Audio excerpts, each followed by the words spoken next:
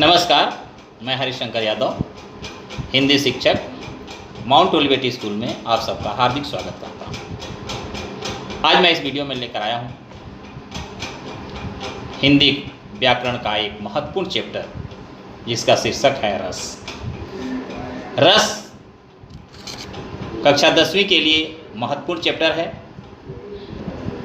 और इसमें से हमेशा कुछ न कुछ प्रश्न पूछे जाते हैं, चाहे कोई भी कंपटीशन। अधिकतर कंपटीशन में रस से एक आध क्वेश्चन तो मिल ही जाता है, इसलिए रस को मैंने विस्तृत रूप से लेकर आया हूँ और समझना है कि रस होता क्या है, रस क्या चीज़ है। साधारण वर्ष में तो रस को हम कहते हैं फलों का जो जूस निकालते हैं उसको रस कहते हैं, लेकिन हिंदी साहित्य में रस का एक अलग महत्व है, एक अलग अर्थ है, जो मनुष्य के जीवन में हमेशा आता रहता है। तो आइए देखते हैं रस का वास्तविक परिभाषा क्या है। रस का वास्तविक परिभाषा क्या है? काव्य या साहित्य को पढ़ने या सुनने से, काव्य या साहित्य को पढ़ने या सुनने से जो अनुभूति होती है या जो आनंद मिलता है, उसी को हम रस कहते हैं। सिंपल परिभाषा है कि काव्य या साहित्य को पढ़ने से या सुनने से जो आनंद की अनुभूति होती है, उसे रस कहते हैं। अब हमें देखना है कि रस कैसे मनुष्य के जीवन में मिलता है, किस प्रकार का होता है, और रस का सबसे महत्वपूर्ण बिंदु है अस्थाई भाव। अगर रस के अस्थाई भाव अगर आपको मिल गया तो फिर उसका अर्थ हम आराम से निकाल लेंगे, आप पहचानना भी बहुत आसान होता है। अस्थाई भाव क्या है उसका देखते हैं।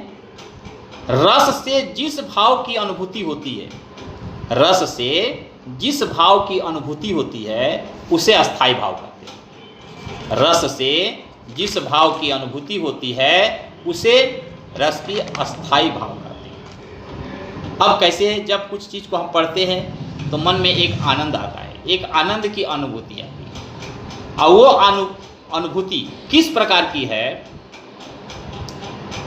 और किस भाव में है, उसी को कहते हैं अस्थाई भाव।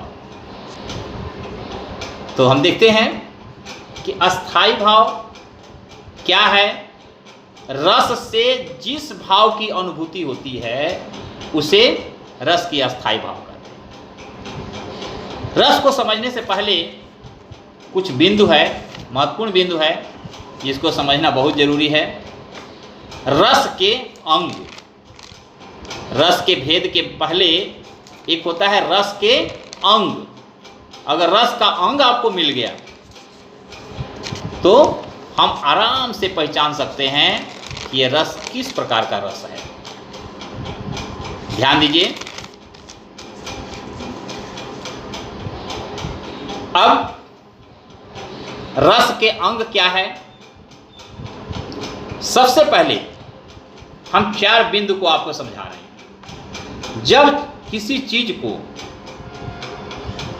हम पढ़ते हैं, किसी काव्य को पढ़ते हैं, तो पढ़ते पढ़ते कुछ ऐसे वस्तु आती है, ऐसा पदार्थ आता है, ऐसी वस्तुएं आती है जो कि हृदय में एक भाव उत्पन्न करती है। वह पदार्थ है, पढ़ते पढ़ते एक ऐसा पदार्थ हमारे सामने आता है जो व्यक्ति के हृदय में एक भाव उत्पन्न करता है। उसको कहते हैं विभाव। जब भाव उत्पन्न हो गया, जब किसी चीज़ को हम पढ़ रहे हैं तो एक आनंद की अनुभूति होगी, और वो आनंद की अनुभूति ऐसी होगी कि मन में एक प्रकार का जो है, उस वस्तु के कारण मन में एक प्रकार की भावना उत्पन्न होती है, उसको कहते हैं विभाव। तो विभाव का परिभाषा है कि जो पदार्थ व्यक्ति के हृदय में भाव उत्पन्न करता है उसे हम विभाव कहते हैं। यानी भाव उत्पन्न करेगा जब मनुष्य जो है किसी सुंदर स्त्री को देखता है तो उसके मन में एक प्रकार का भाव उत्पन्न होता है। तो वह स्त्री क्या है? विभाव है। उसी के कारण मन में भाव उत्पन्न हुआ जिससे हमें आनंद मिला। और जब वो भाव हमारे शरीर में आता है, हमारे हृदय में आता है, तो हमारे शरीर में एक प्रकार की विकार उत्पन्न होता है, एक प्रकार के परिवर्तन आता है। हमारे शरीर में एक प्रकार के गनगनाहट की विकार उत्पन्न होता है, एक परिवर्तन आ जाता है। इस परिवर्तन को हम क्या कहते हैं? अनुभव कहते हैं। अनुभव कहते हैं यानी जब किसी वस्तु के कारण हमारे हृदय में भाव उत्पन्न हुआ, अब भाव उत्पन्न होगा तो हमारे शरीर में भी एक प्रकार का शारीरिक बदलाव आएगा, शरीर में एक बदलाव आएगा जिसको कहेंगे अनुभव। और जैसे हमारे शरीर में अनुभव की भावनाएं आ गई तो वो आनंद पूरे शरीर में संचरण करेगा, मन गनगना उठेगा, नाचते उमंगे खुशियाँ मनाने लगते हैं, पूरे शरीर में संचार करने लगता है, जिसको कहते हैं संचारी भाव।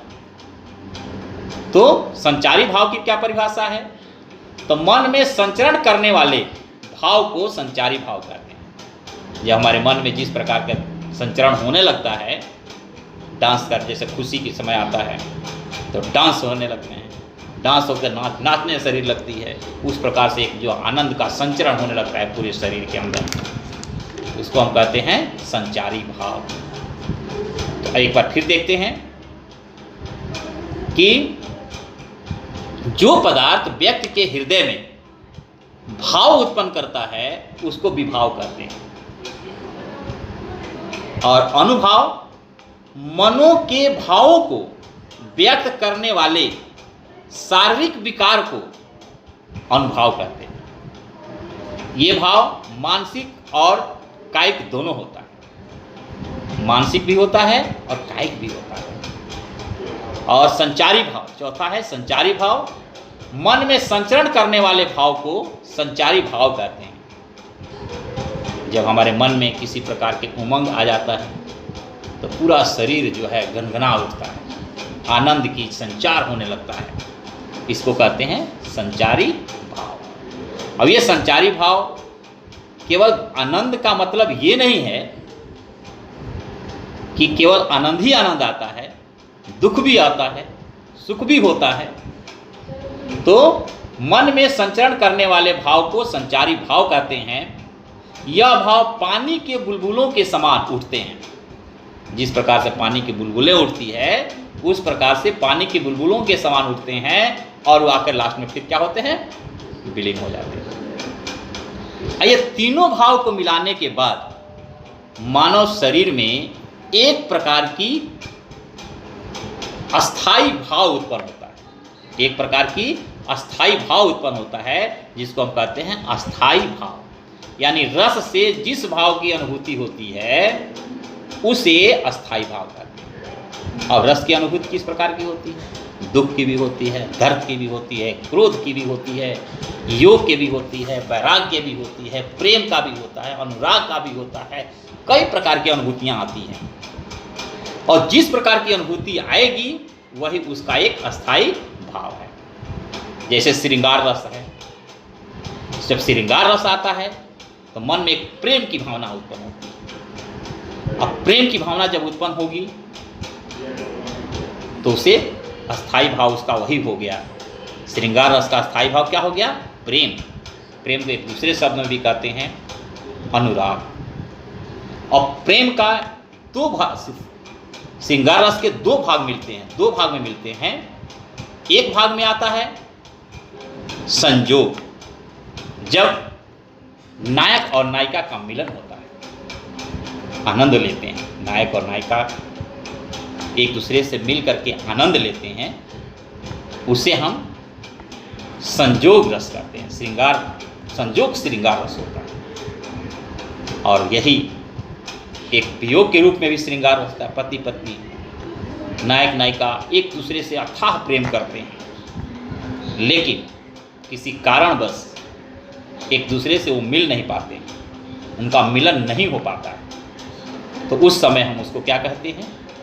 वियोग रस कहते हैं। संयोग और वियोग, श्रृंगार रस दो भागों में मिलता है। एक संयोग के भाग में जब नायक और नायिका का मिलन होता है वो प्रेम का आनंद मिलता है, और जब नायक और नायिका का अलगाव होता है, एक दूसरे से अलग रहते हैं, मिल नहीं पाते हैं, तो उस समय उनके प्रेम की जो अनुभूति होती है उसको हम कहते हैं अस्थायी भाव। तो मुझे उम्मीद है कि रस के बारे में आपको समझ में आया होगा। अब अगली वीडियो में मैं आपको लेकर आऊँगा कि रस के भेद कितने होते। इस वीडियो में तो मैंने आपको बता दिया रस क्या है, आनंद क्या है, और ये आनंद कितने तरह के हमारे शरीर में आते हैं, क्या अंग है उसका। ये 4 अंग जरूर आपको याद रखना है। रस के अंग अस्थायी भाव, विभाव, अनुभाव, संचारी भाव। अस्थायी भाव, विभाव, अनुभाव, संचारी भाव। तो जो पदार्थ जो व्यक्ति के मन में, हृदय में भाव उत्पन्न करता है उसको विभाव कहते हैं। अनुभाव मन के भावों को व्यक्त करने वाले शारीरिक विकार को अनुभाव कहते हैं। ये भाव मानसिक भी हो सकता है और कायिक भी हो सकता है। संचारी भाव मन में संचरण करने वाले भावों को संचारी भाव कहते हैं। यह भाव पानी के बुलबुले की समान उठते हैं और विलीन हो जाते हैं।